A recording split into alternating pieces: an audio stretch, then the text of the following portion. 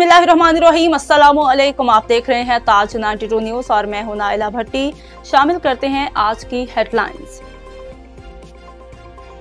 गुज़श्ता रात देर से शहदी कोट के करीब सखन नदी में फायरिंग से एक 45 साला शख्स गुलाम शाह गोली लगने से हलाक हुआ। इत्तला मिलने पर पुलिस ने पहुंचकर लाश को पोस्टमार्टम के लिए जिना अस्पताल मुंतकिल कर दिया।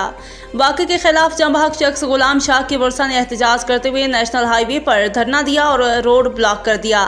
इस मौका पर वर्सा जमन शाह, इस्माइल शाह और दीगर ने सहाफ़ियों से गुफ्तगू करते हुए कहा कि गुलाम शाह गैर कानूनी सरगर्मियों में मुलविस नहीं था। इसे ज़ाती दुश्मनी की बिना पर अयूब सरहिंदी और पीर मंसूर सरहिंदी ने कत्ल, जबकि उसके साथी जानिशाह को जख्मी करके पुलिस के हवाले किया है।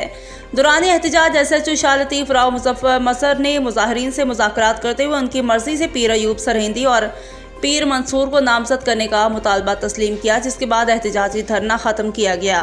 दूसरी जानिब अयूब सरहिंदी ने थाना शाह लतीफ़ में मुकदमा दर्ज करवाते हुए मौक़िफ़ इख्तियार किया है कि वो कार में मेमनगोट से पीर सरहिंदी कोट जा रहे थे कि सखन नदी में कब्रिस्तान के करीब दो मुसल्लह अफराद ने उन्हें रोका और डकैती की कोशिश की। हमने मुज़ाहमत करते हुए फायरिंग की, जिससे एक हलाक और दूसरा जख्मी हुआ। इस सिलसिला में पुलिस का कहना है कि मुलजिम डकैत था।